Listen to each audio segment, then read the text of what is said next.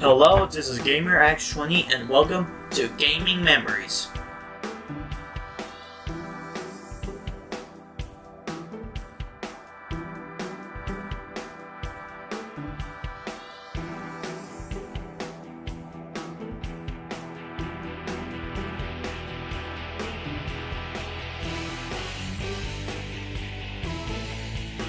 Today on Gaming Memories, we're going to be tackling a game made by Disney from the PS2 era.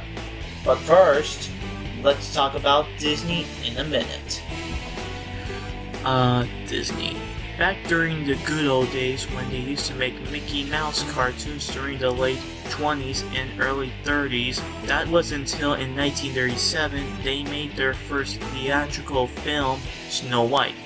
It was considered Walt Disney's masterpiece, and made more classic films like Fantasia, Bambi, Cinderella, Peter Pan, Sleeping Beauty, and who could not forget the 90s Renaissance era, from The Little Mermaid all the way to Fantasia 2000, etc. However, the most iconic film during the early 2000s called Lilo and Stitch. This movie needs no introduction. People know the story when they were little kids and still enjoyed it as grown adults.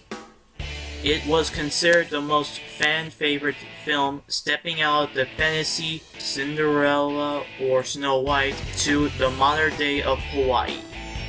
This led to sequels, 3 TV shows, 1 American, 1 anime, and 1 Chinese, merchandising, and most importantly, video games. When people usually say Lilo and Stitch games, they usually talk about the bad PS1 game, Lilo and Stitch Trouble in Paradise. It's a mediocre Crash Bandicoot ripoff, but with sluggish controls, poor environments, and just has no replay value into it. But I'm not talking about this game because people already made reviews on it. No, I'm talking about a Lilo and Stitch game nobody even heard of, but no one never talks about this game at all, and it's consistently an underrated Disney PS2 game. It's called Disney's Stitch Experiment 626. Published by Sony Computer Entertainment and Disney Interactive and developed by High Voltage, it's a third-person shooter/platforming game. Released in North America, June 19, 2002, 2 days before the movie release. It was only released on the PS2, making it an exclusive title. When this game came out, people got mixed reaction on it. Some people say it was okay, while other people say it was just plain boring. And after the release, people seem to forgot about this game never existed till now. So, is this one of Disney's underrated games, or is it the fact that people forgot about it? Only one way to find out. The story takes place before the movie, making it a prequel. Jumba is working at the lab with his 2 experiments, 621 and 626, aka Stitch. 621 is Jumba's least favorite experiment, while 626 is his best experiment ever. Jumba needs to collect a lot of DNA for him to create a project, so that way he could be the greatest evil scientist in the galaxy. So Jumba is counting on 626 to get a lot of DNAs around the galaxy in order to complete his project. While Jumba's least favorite 621 gets jealous at 626 for doing all the work around him, 621 decides to go solo without telling Jumba's advice. Okay, now let's take a look at the graphics. The graphics is okay at best. It's not really that bad by 2002 standards, but I've seen better graphics like Tony Hawk Pro Skater 4, Ratchet & Clank, Sly Cooper, etc. Some of the levels are good, like a deep calm forest, a heavy style machinery, very dark caves that you can't see most of the time, and space-themed levels. The design of Stitch's movement is decent at best, and overall kinda have a smooth vibe to it. Okay, now the presentation. In the bottom left, you see your health meter and slow-mo meter. The red bar is your health meter, indicates that whatever you take a hit, your bar goes down, but there's more. You see the Stitch picture in the left corner? If you take a couple of hits, his expression changes from hyper all the way to faint. The purple meter represents slow-mo, meaning you can do two different kinds of moves by pressing the L1 button. Like if you're on land, you do a speed bursts. Or if you jump while in the air, you can do a ball slam. The ball slam is useful when you tackle big enemies, but more on that later. The bottom right shows of the DNAs that you collected. The blue number shows how many DNAs you have collected, and the white number shows how much DNAs you need to complete a level. So yeah, it's kinda like the medieval games. And finally, the upper right is your number of your gun level.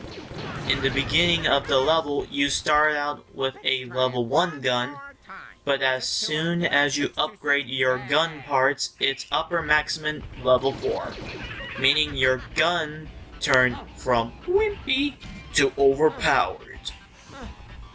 Okay, for the objects. In each level, there are boxes scattered around the area. Some of them could actually unlock weapons, like the freeze ray. It could freeze enemies, but non-big enemies. You could press the triangle button to activate it. And then the big gun, which takes out massive hit damage. Once again, it cannot take out big enemies, and once again, pressing the triangle button. Unfortunately, these special weapons are limited, so be careful to choose it. Maybe do it at the very right time to use it. However, there are levels that you need an exclusive weapon and has unlimited value to it, like the grapple gun. The grapple gun is usable when you swing on bars and pipes, and mostly beams, by pressing down the R1 button. To swing, you must hold down the R1 button and attach to a pipe or a beam. Once you're attached on it, you could swing using the upper and down button. If you swing very high enough, let go by letting go the R1 button, and then do a double jump and then attach it to another pipe by pressing the R1 button. It has certain flaws like the distance. Some pipes could actually be very far, and you might think that you could actually reach to it, but sadly you can't. I never have trouble with it, but if you're a newcomer, then yeah, sorry. And another level when you have to use your jetpack.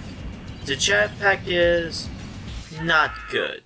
Like, okay, when you're using the jetpack, press the R1 button so you could turn on the jetpack, but if you want to turn off, press the X button.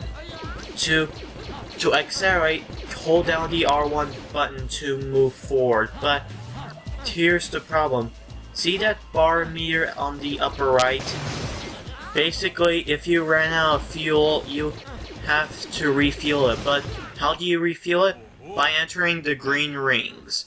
Yeah, I said it, the green rings. It's kinda like Superman 64, but not as bad. Like, here's the problem. Once you enter a green ring, there's another green ring, but you have to get there very fast, because if the green rings move very fast and runs out of time, you restart all over again. But thank God there's a checkpoint, so you don't have to restart from the beginning again. So basically, the weapons are mixed opinion. Some may like it, and some may hate it. For me, I never got annoyed by it. I only got annoyed once, but what is that word I need to say? it's at least passable. Not bad, just passable. Now, let's talk about music, and oh man, it kicks butt. This has gotta be the most underrated music I have ever heard of, and nobody talks about it. In each level, there are actually two different sets of music, one calm and one hyper. Don't believe me? Here are some few tunes.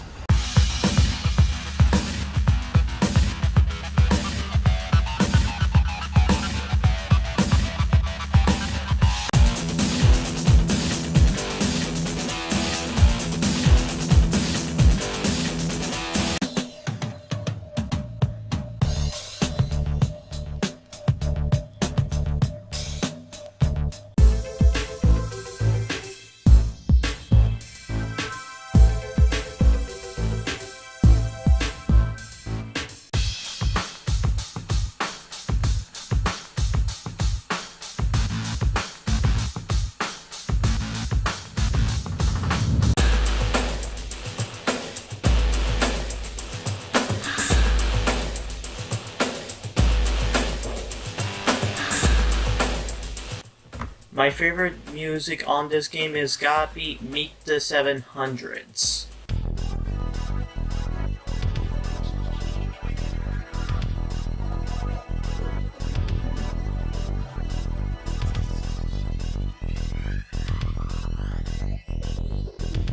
The reason why, because this level takes place in a city. A space city to be exact. For me, I kinda like this level. Well, except for the jumping platforms, but more on that later. And finally, the gameplay.